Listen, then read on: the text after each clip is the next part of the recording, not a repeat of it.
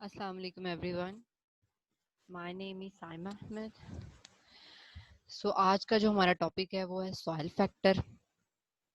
ठीक है, आज हम सॉइल की फिजिकल एंड केमिकल प्रॉपर्टीज की बात करेंगे, सॉइल की फॉर्मेशन की बात करेंगे, किस तरह से इसकी सॉइल जेनेसिस होती है, कौन से कंपोनेंट्स हैं, कौन से सॉइल फैक्टर्स हैं. और first of all, what is soil? Soil क्या है? Soil is a collection of natural bodies of earth that is composed of minerals and organic matters and is capable of supporting plant growth. Basically, soil क्या है? Soil is a collection of natural bodies. Natural bodies means मतलब different types of soil, जो कि किससे मिलकर बनी होती है. इसमें मिनरल्स होते हैं, ऑर्गेनिक मैटर्स होते हैं, कार्बोहाइड्रेट्स वगैरह होते हैं, और इसके अलावा ये क्या करती है? प्लांट की ग्रोथ को इन्हेंस करती है, just because of having minerals or organic matters. So there is another definition of soil. Soil is the upper and weathered portion of the regolith. Regolith का जो upper portion है और weathering जहाँ पे हुई होती है उसको हम कहते हैं soil. अब first of all क्या regolith क्या होता है और weathering क्या है? इसमें हमारे पास ये है, weathering होती है breakdown of the rock या फिर breakdown of the hardest material. Regolith क्या है? Regolith, the unconsolidated geological material present below the soil and above the rocks is called regolith. Unconsolidated geological material means गैर मुनज़्ज़म, मतलब सख्त, hardest material जो है present below the soil, जो कि soil के बिल्कुल नीचे प्रेजेंट होता है, लेकिन रॉक्स के अबव, रॉक्स के ऊपर वाले पोर्शन को हम कहते हैं. It's a layer, that layer which is below the soil and above the rocks is called regolith. Parent material क्या है? The upper part of the regolith is called parent material. It is the basic inorganic framework of soil into which organic matter, living organisms, water and gases are incorporated. मतलब ये अपर वो portion है regolith का, parent material, जिसमें living organic matter होता है, living organisms होते हैं, वाटर और गैसेस का आपस में इनकॉर्पोरेट कर रही होती हैं. क्लियर? ये पेरेंट मटेरियल उसे हम कहेंगे, वो पार्ट ऑफ लेयर जिसमें इनऑर्गेनिक मटेरियल होता है, ऑर्गेनिक मैटर होता है, लिविंग ऑर्गेनिजम्स और वाटर का इंटरेक्शन होता है. नेक्स्ट हमारे पास जो टर्मिनोलॉजी है वो है pedology. Pedology is the study of soil as a natural body. Natural body means different kinds of soil की स्टडी. हम सॉइल की स्टडी को पेडोलॉजी कहते हैं. It includes origin of soil क्या है, क्लासिफिकेशन ऑफ सॉइल, इसकी डिस्क्रिप्शन के बारे में बात करेंगे इसमें. But one who study all this known as pedologist. अब जो ये स्टडी करता है उसे हम पेडोलॉजिस्ट कहते हैं. नेक्स्ट हमारे पास है edaphology. Soil is natural habitat for plants. Therefore, the study of soil from standpoint of higher plants is edapology. Edapology क्या है कि study of soil जो है with reference to higher plants. Higher plants के reference से या higher points of view of higher plants. Study of soil जो है प्लांट के रेफरेंस से अगर हम उसकी स्टडी करें तो उस स्टडी को हम एडाफोलॉजी कहेंगे.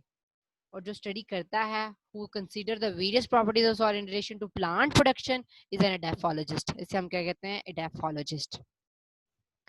नेक्स्ट हमारे पास जो टर्मिनोलॉजी है वो है पिडॉन. A three-dimensional soil body large enough that we can study all its physical and chemical properties and its horizon is called a pidon. Pidon soil की उस थ्री डायमेंशनल बॉडी को कहते हैं जिसमें हम इसके फिजिकल, केमिकल प्रॉपर्टीज और इसकी लेयर्स, हॉरिजोन्स को हम डिस्कस कर सकें, उसकी स्टडी कर सकें. ठीक होगा? That three dimensional study is called of soil is called pedon. ठीक हो गया? Three dimensional study of soil, soil की थ्री डायमेंशनल स्टडी को जिसमें फिजिकल, केमिकल और हॉरिजॉन्स को डिस्कस किया जाता है उसे हम पिडॉन कहते हैं. So basically its range, size range in area from 1 to 100 meters square. Land क्या होता है? Land की proper definition, it is the physical environment consisting of soil, जो कि सॉइल पर मुश्तमिल होता है, वाटर, क्लाइमेट, वेजिटेशन, इसे हम लैंड कहते हैं. Earth, it is general term used by engineers for unconsolidated land mass that can be dug, moved or formed by equipment. मतलब ये वो गैर मुनज़्ज़म या फिर हार्डेस्ट लैंड का मैस होता है जिसको हम खोद सकते हैं, मूव करवा सकते हैं और बना सकते हैं by using different equipment, different साजो सामान को इस्तेमाल करते हुए. ठीक है, ये प्रॉपर एक डेफिनेशन है अर्थ की. नेक्स्ट हमारे पास जो है सॉइल फॉर्मेशन और सॉइल जेनेसिस. हम किस तरह से सॉइल को क्रिएट कर सकते हैं, सॉइल की फॉर्मेशन कर सकते हैं, क्या चीजें हैं सॉइल की जेनेसिस में या सॉइल की फॉर्मेशन में. सो बेसिकली सॉइल क्रिएट किस चीज से होती है. Soil formation is the creation of soil from non soil parent material. तो ये सॉइल जो है किससे क्रिएट होती है, नॉन सॉइल पेरेंट मटेरियल से. The process includes breakdown of non parent material into smaller. अब सबसे पहले क्या होता है, नॉन पेरेंट मटेरियल की ब्रेकडाउन होती है और उसको स्मॉलर पार्टिकल्स में कन्वर्ट किया जाता है. इस प्रोसेस को हम कहते हैं वेदरिंग, जिसमें नॉन पेरेंट मटेरियल की ब्रेकडाउन होके वो स्मॉलर पार्टिकल्स में कन्वर्ट हो जाते हैं, इसके वेदरिंग कहते हैं. फिर क्या होते हैं, rearrangement and changing their mineral structure. अब उस रॉक्स के अंदर, उस पेरेंट मटेरियल के अंदर जो मिनरल्स हैं उसके स्ट्रक्चर को चेंज किया जाता है, उसमें ऐड किया जाता है. क्या ऐड किया जाता है, ऑर्गेनिक मटेरियल या ऑर्गेनिक मैटर वगैरह ऐड किया जाता है, जैसे हम ह्यूमिफिकेशन कहते हैं. प्रोड्यूसिंग क्लेज एंड क्रिएटिंग हॉरिजॉन्स, और इसमें डिफरेंट लेयर्स जो हैं वो प्रोड्यूस होना स्टार्ट हो जाएंगी. इस पूरे प्रोसीजर को इंशाल्लाह हम वन बाय वन डिस्कस करते हैं. वेदरिंग क्या है, ह्यूमिफिकेशन क्या है, हॉरिजॉन्स क्या है. क्लियर हुई बात कि पेरेंट मटेरियल को सबसे पहले स्मॉलर पार्टिकल्स में वेदरिंग कहते हैं, फिर उनके मिनरल स्ट्रक्चर को रीअरेंज किया जाता है, उसको चेंज किया जाता है, and after that organic matter को ऐड किया जाता है, जिसकी वजह से क्या होता है, उसके बाद हॉरिजॉन्स में लेयरिंग स्टार्ट होती है. Let's discuss. सबसे पहले हमें पता होना चाहिए सॉइल प्रोफाइल क्या है. सॉइल प्रोफाइल्स में हम डिस्कस करने वाले हैं सॉइल हॉरिजॉन्स या सॉइल लेयर्स. सॉइल की लेयर्स कौन सी हैं. सॉइल्स की हम सबसे पहले अगर हम बात करें तो ये वाली स्ट्रक्चर है हमारे पास. अब इसमें क्या है कि हमने कोई भी सॉइल ली, उसका ग्राउंड का कोई भी पोर्शन लिया, उस पार्ट का हमने क्रॉस सेक्शन किया. ये हमारा क्रॉस सेक्शन पार्ट है, जिसमें हमने देखा कि उसमें ये डिफरेंट लेयर्स हैं, हॉरिजॉन्स हैं. इसमें जो अपर मोस्ट है उसे हम नाम दे दिया ऑर्गेनिक मैटर और ओ हॉरिजॉन. फिर उसके बाद हमने टॉप सेकंड वन जो पोर्शन है उसे हमने सेकंड लेयर को हमने नाम दे दिया टॉप सॉइल और ए हॉरिजॉन. फिर बी हॉरिजॉन, सी हॉरिजॉन और आर हॉरिजॉन नाम दे दिया. इस तरह से ये क्रॉस सेक्शन करके हमने जब देखा, सो हर सॉइल का, हर प्लेस का डिफरेंट, अगर हम क्रॉस सेक्शन करेंगे तो उसमें डिफरेंट हॉरिजॉन्स होंगे, डिफरेंट लेयरिंग होगी. Now discuss one by one. हमें पीछे अपने लेक्चर्स की तरफ चलते हैं. Okay. Soil horizons are the parallel layers you notice in the cross section of your ground. हमने क्रॉस सेक्शन किया, अभी हमने देखा कि उसमें क्या होती है, लेयर्स होती हैं. Horizons are identified. हमने इसमें डिफरेंट हॉरिजॉन्स लेयर्स को आइडेंटिफाइड किया. सबसे पहले ओ हॉरिजॉन, फिर उसके बाद ए बी सी हॉरिजॉन्स को, और एट लास्ट हमने सबसे एंड पे पेरेंट मटेरियल और बेड रॉक देखी. अब इसमें टॉप मोस्ट जो हॉरिजॉन थी उसमें क्या था, ऑर्गेनिक मैटर था. As a vegetation both above and below ground begins to decompose, the nutrients from the organic matter leach through the horizons with rainfall and other weathering agents, causing the color change you can say. अब उसमें देखते हैं कि यहाँ पे ये जो upper most है ऑर्गेनिक मटेरियल है, इसमें न्यूट्रिएंट्स भी हैं. सारी सी बात है, जब रेनफॉल होती है इस सॉइल के पार्ट के ऊपर, सॉइल पे, तो क्या होता है, ये पानी जो है इस न्यूट्रिएंट के साथ परकुलेट कर जाता है नीचे वाले लेयर्स में, ब्लीचिंग हो जाती है इसमें, जिसकी वजह से क्या होता है, सॉइल का कलर भी क्या हो जाता है, चेंज हो जाता है. सो इसलिए इसमें सॉइल में डिफरेंट लेयर्स में डिफरेंट डिफरेंट कलर्स है, जस्ट बिकॉज ऑफ दिस. ठीक हो गया. सो हमारे next vertical section of earth crust, अगर हम देखें, इसकी प्रोफाइल देखें तो इसमें हम स्ट्रक्चर देखते हैं, thickness, consistency, texture, porosity, colour, chemical composition की बात करेंगे. उसके अलावा soil profile vary from place to place. हर प्लेस की डिफरेंट सॉइल प्रोफाइल होगी, डिफरेंट उसमें लेयरिंग होगी, because it depends on climate, vegetation and parent rock. Top soil thicker in forest. जो टॉप सॉइल होती है वो थिक होती है फॉरेस्ट एरियाज में. एंड आफ्टर दैट हम बात करेंगे layers of soil horizon. There are 6 layers of horizon. अभी हमने बात की ओ हॉरिजॉन जिसमें ऑर्गेनिक हॉरिजॉन और लिटर जोन भी जिसे हम कहते हैं, ए हॉरिजॉन टॉप सॉइल को कहते हैं, बी हॉरिजॉन सब सॉइल को कहते हैं, C horizon is also called weathering rock, D horizon में भी वेदरिंग रॉक होती है, एंड आर हॉरिजॉन में बेड रॉक होती है। Clear? Now move towards the next. सबसे पहले हम वन बाय वन इन लेयर्स को डिस्कस करते हैं। So the first one is O horizon. O horizon litter zone भी जिसे हम कहते हैं, ये क्या होती है? फ्रेश और पार्शली डिकम्पोज्ड ऑर्गेनिक मैटर है। ठीक हो गया। Rich in saprophytic micro organism, जिसमें सैप्रोफिटिक फंजाई बैक्टीरिया प्रोटोजोआ जो है ज्यादा क्वांटिटी में होते हैं। Undergo changes soil temperature and moisture. अब क्या होता है? Undergo changes soil temperature, moisture और टेम्परेचर की वजह से चेंजेस भी आ सकते हैं। Present in forest but absent in desert, grassland and cultivated lands में ये एब्सेंट होते हैं। नेक्स्ट हम बात करते हैं ए हॉरिजॉन या टॉप सॉइल की। ए हॉरिजॉन और टॉप सॉइल की बात करें तो it is a top soil zone of illuviation जिसमें लीचिंग होती है, हमने बात की थी। आगे इसके फर्दर टाइप्स हैं A1 हॉरिजॉन, A2 हॉरिजॉन और A3 हॉरिजॉन। A1 हॉरिजॉन में क्या आता है? रिच इन ह्यूमस, ह्यूमस इसमें हाई क्वांटिटी में होता है जिसकी वजह से इसका कलर क्या हो जाता है? डार्क कलर्ड हो जाता है। Rich in organic material mixed with mineral soil, इसके अलावा ऑर्गेनिक मटेरियल इसमें ज्यादा होता है। ठीक हो गया, मिनरल सॉइल होता है। नेक्स्ट अगर हम बात करें तो rich in bacteria and fungi, fungi और बैक्टीरिया की कंसंट्रेशन भी क्या होती है? ज्यादा होती है। A2 हॉरिजॉन की बात करें, जोन ऑफ मैक्सिमम लीचिंग, जहां पे मैक्सिमम लीचिंग होती है, परकुलेशन होती है, लेस ह्यूमस होता है, लाइट कलर्ड होती है। Silicate clays, iron oxide, aluminium oxides are removed, इसमें से रिमूव हो जाते हैं। A3 हॉरिजॉन की बात करें तो it is a transitional zone to the subjection to B horizon. B horizon की अब बात करते हैं जिसे जोन ऑफ इल्यूविएशन भी कहते हैं या कलेक्शन ऑफ मटेरियल्स भी कहते हैं।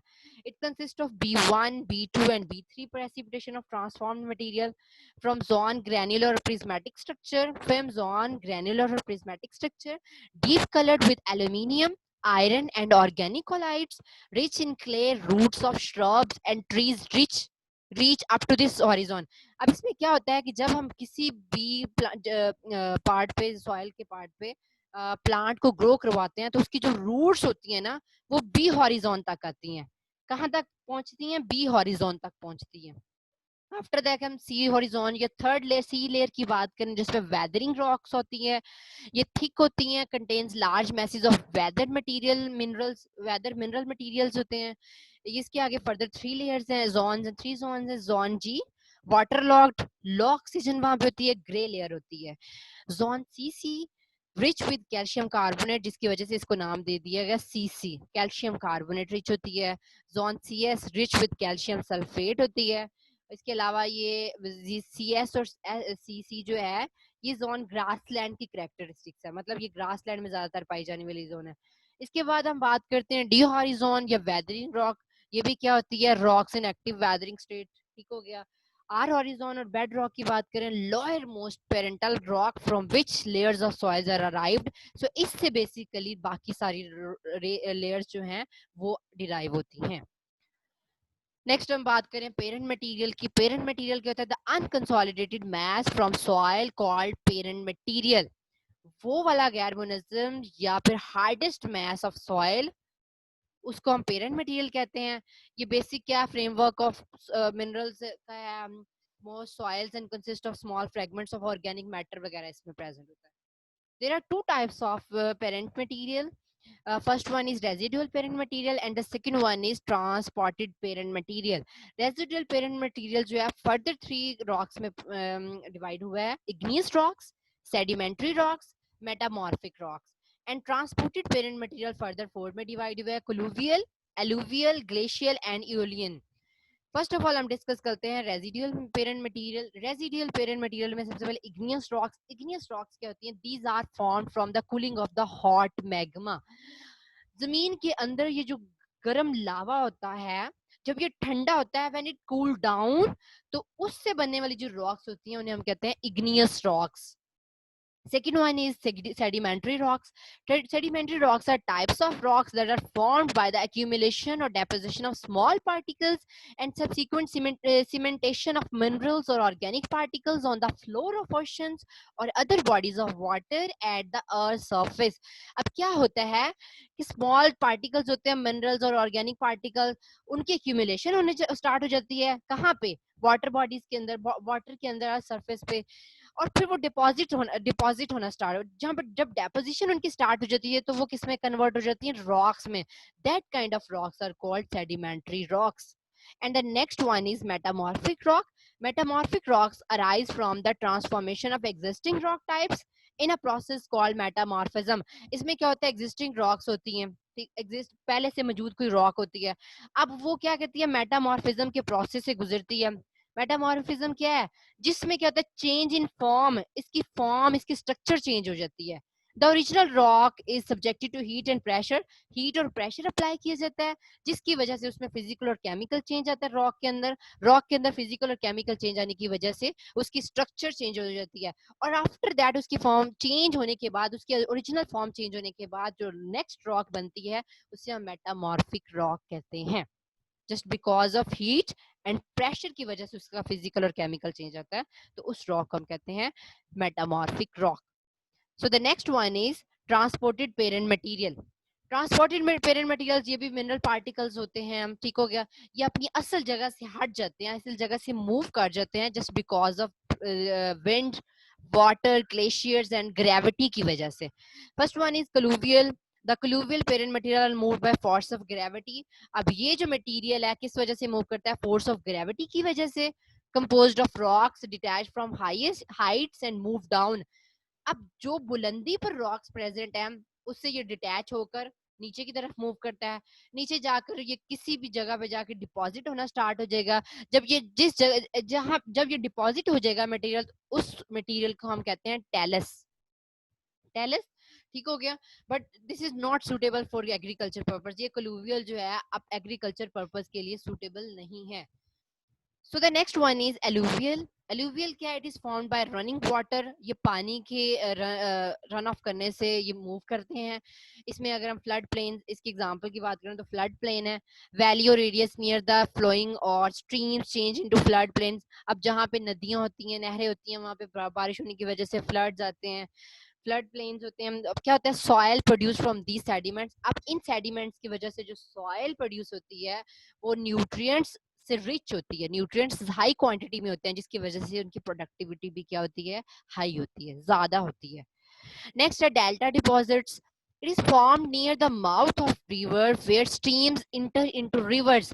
ये वहां पे डेल्टा डिपॉजिट्स बनते हैं, वहां पे होते हैं जहां पे ये नदियां जो हैं नहरों के अंदर, रिवर्स के अंदर, सॉरी, दरियाओं के अंदर इंटर हो रही होती हैं, मिल रही होती हैं. रिवर्स, स्ट्रीम्स और रिवर्स आपस में मिल रहे होते हैं. It is clay in nature. इनकी नेचर कैसी होती है, क्ले की तरह होती है.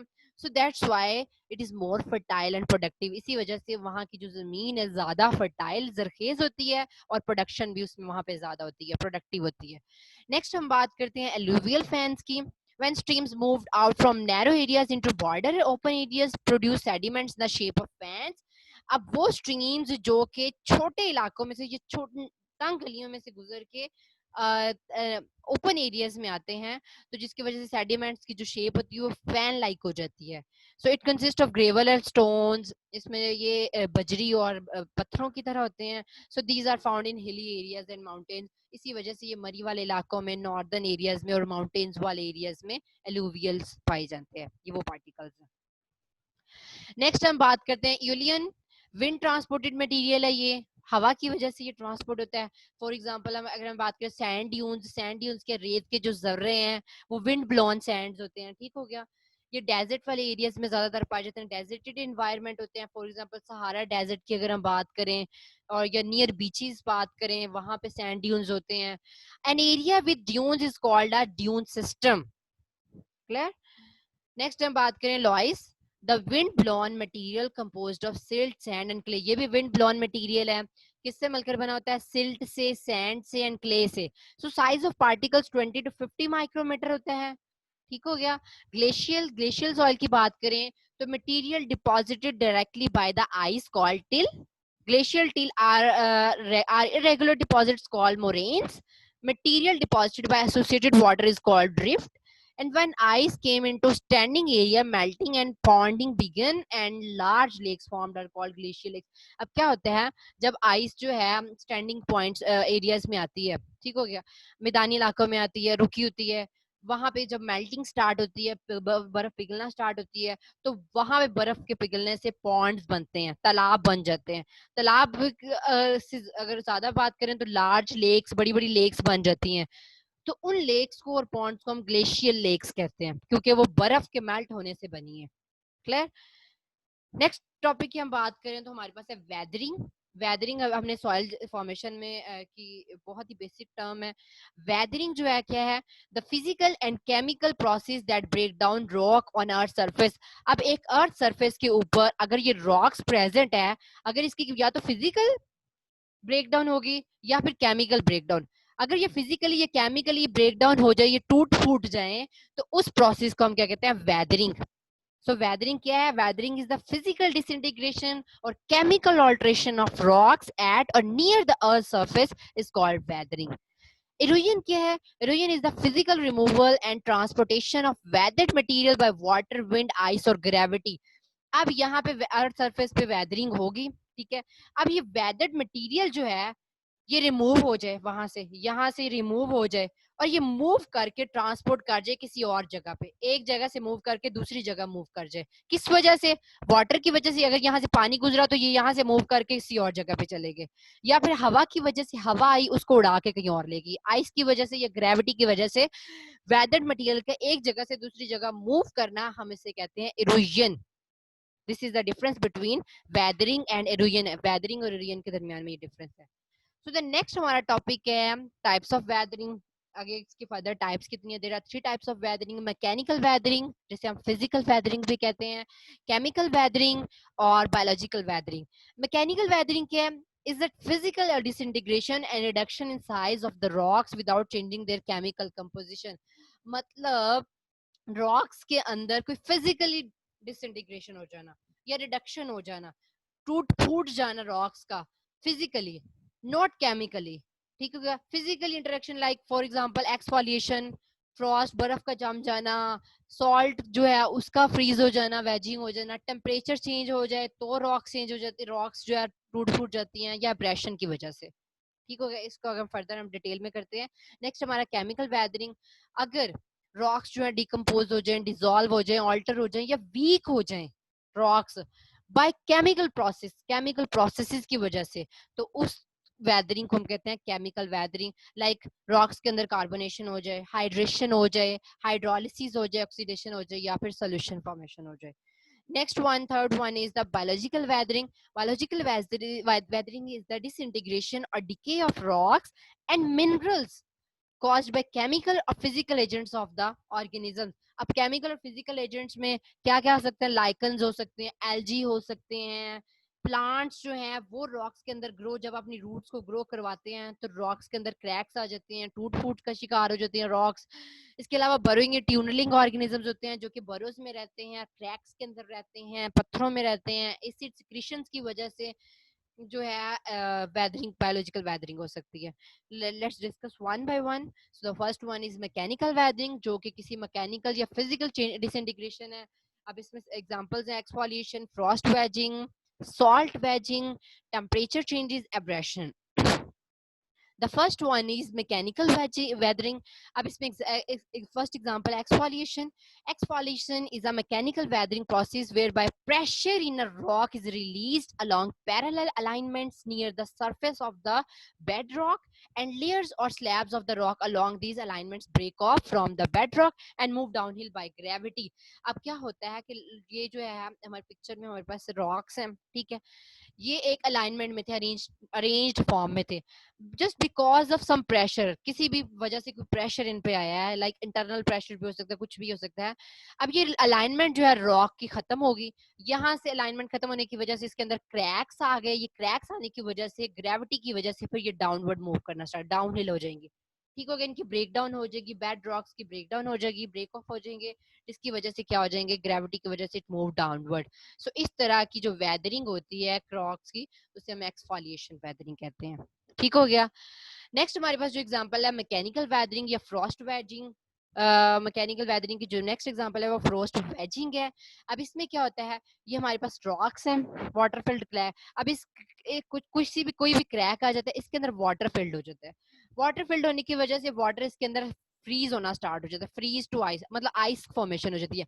अब आहिस्ता आहिस्ता ये एक्सपैंड होने लग जाता है, एक्सपैंड हो जाता है। जब एक्सपेंशन स्टार्ट हो जाती है तो रॉक्स के अंदर क्या हो जाती है, क्रैक्स ज्यादा बढ़ जाते हैं। क्रैक्स ज्यादा बढ़ने की वजह से क्या हो जाता है, दोनों आपस में ब्रेक डाउन हो जाती है, इनकी क्या हो जाती है, ब्रेक डाउन हो जाती है, टूट फूट जाती हैं। सो इस तरह के इस तरह की वेदरिंग को हम फ्रॉस्ट वेजिंग कहते हैं, क्योंकि इसमें क्या होती है, बर्फ जम जाती है, पानी जम जाता है, जिसकी वजह से एक्सपेंशन होती है और रॉक्स जो है एक दूसरे से सेपरेट हो जाती है। ठीक हो गया। नेक्स्ट है टेम्परेचर चेंज। टेम्परेचर चेंज की वजह से भी अब डेली जो है डायूरनल सीजनल टेम्परेचर चेंजेस होते हैं। ठीक हो गया। वार्मर टेम्परेचर में cause some minerals to expand. अब टेम्परेचर ज्यादा गर्म होने की वजह से उसके अंदर रॉक्स के अंदर जो मिनरल्स होते हैं वो एक्सपैंड हो जाते हैं। कूलर टेम्परेचर जो होते हैं वो उसको कॉन्ट्रैक्ट कर देता है। अब एक्सपेंशन और कंट्रैक्शन की वजह से क्या होता है, इन रॉक्स के अंदर मिनरल्स का कॉन्ट्रैक्ट और एक्सपैंड होने की वजह से रॉक्स क्या हो जाती है, वीक हो जाती हैं, जिसकी वजह से इनकी क्या हो जाती है, ब्रेक डाउन हो जाती हैं and they apart from each other, एक दूसरे के इसके फ्रेगमेंट्स अलग हो जाते हैं, सेपरेट हो जाते हैं। So that's where temperature change is also is an example of the mechanical weathering. इंशाल्लाह नेक्स्ट लेक्चर में हम इसकी फर्दर एग्जांपल्स और फर्दर टाइप्स के बारे में बात करेंगे। तो it's all about today's lecture. Next lecture में मुलाकात होती है, तब तक के लिए इजाजत चाहती हूँ। ओके, अल्लाह हाफिज।